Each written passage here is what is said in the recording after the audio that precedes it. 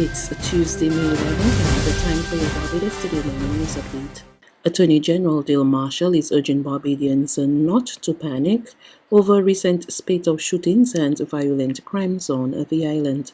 Marshall said he was satisfied with the work being done by the Royal Barbados Police Force and was also confident the situation would soon be brought under control.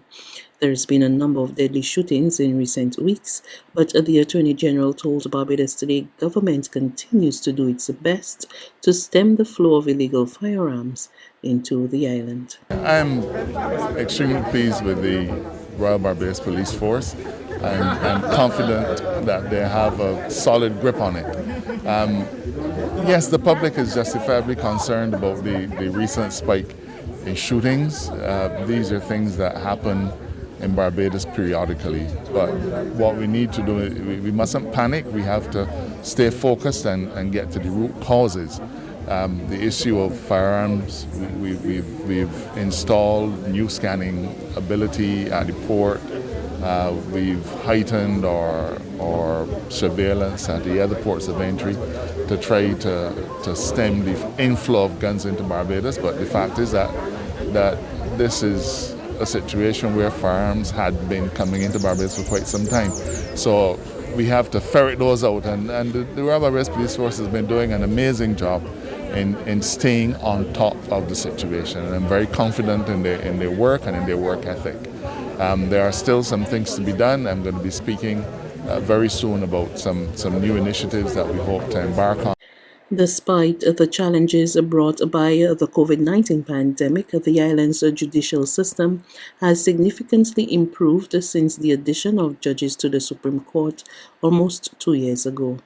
That's according to Attorney General Dale Marshall, who revealed that face-to-face jury trials would be resuming soon.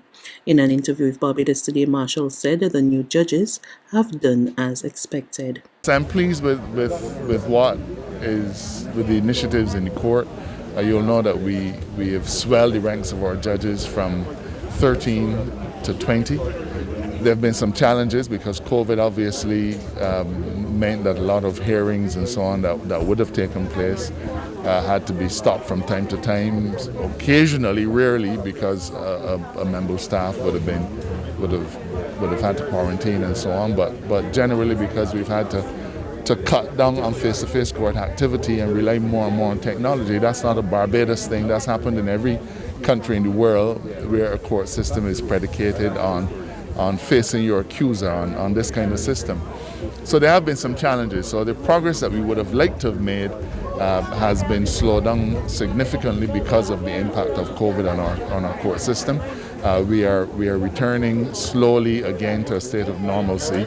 I anticipate that jury trials, face-to-face jury trials, will resume in the very, very near future, because obviously our ability to conduct high court criminal cases would have been affected because of the inability of us to have a jury present given the COVID situation. President of the Democratic Labour Party, VERLA DEPEIZA, has issued a call for more attention to be paid to campaign finance laws. She made the comment during her party's weekly Sunday Roast virtual program. The DLP leader said laws are needed to govern how political parties are financed, in particular during general elections, if true integrity rules and protocols are to be established and followed. Recent events, though, surrounding our own comrade and former Minister Donville Innes has brought into sharp relief that we really do need to have structure in Barbados, not just surrounding how we conduct ourselves as public servants, but also how parties are financed. Because let's be real, that is one of the offshoots of not having any structure in how we manage money in the public service.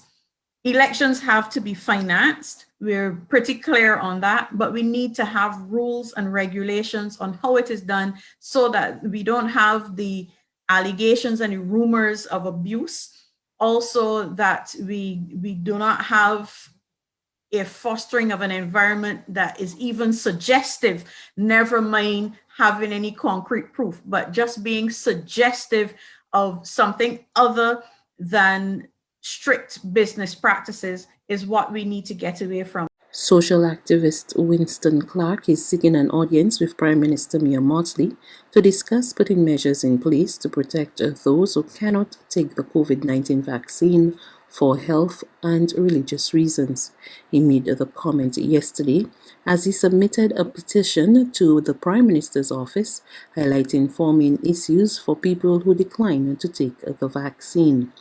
Clark, who is heading the steering committee for persons who do not wish to be vaccinated, said those who have signed the petition are neither anti-vaccine nor anti-government in any way, but pro-choice. There's regional and international news after this short break.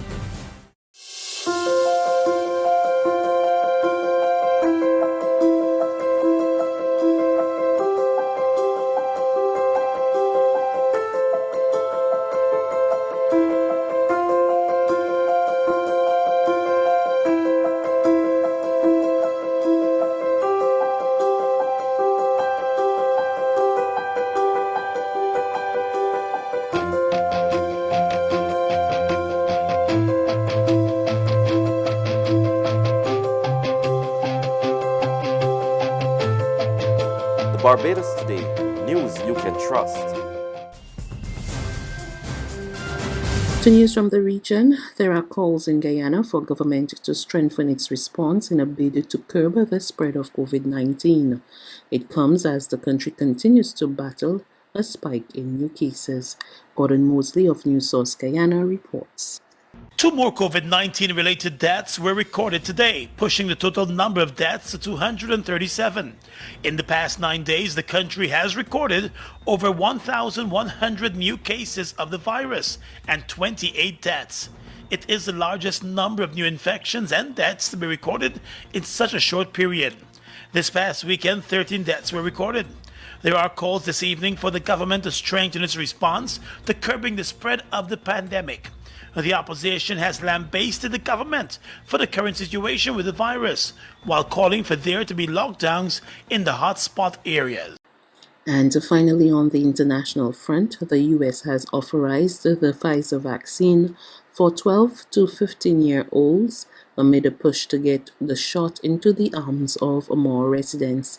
More in this CBS News report. The FDA has just authorized Pfizer's vaccine to be used in children ages 12 to 15. A CDC advisory committee is expected to vote on Wednesday to give it the final green light. It means vaccines could soon reach nearly 17 million new arms in children as young as 12. And while some parents are hesitant, for my children, great immune systems, healthy, and we don't know what the vaccine does yet. Some are not.